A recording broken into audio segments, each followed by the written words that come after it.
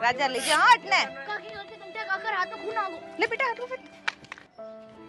क्या नहीं लगी थारा हाथ रे छोरा छोरा जई जा कपड़ा लेने जे पट्टी बांधो डॉक्टर ने फोन कर दे छोरा ए नी लावणो की नी करनो डॉक्टर ने फोन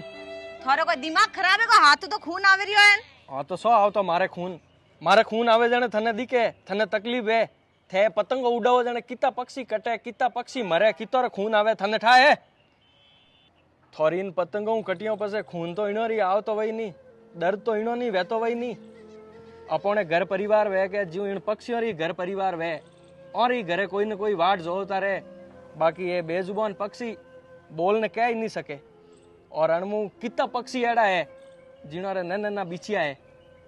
और वहां दोना पानी हारू ये घरू बारे निकले ने थोड़ी पतंगों कट ने मर जाए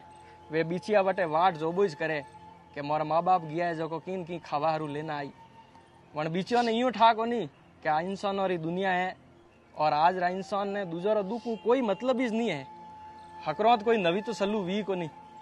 मैं तो कदी मोर वडेरो नहीं हूँ पतंगो उड़ावता नहीं देखिया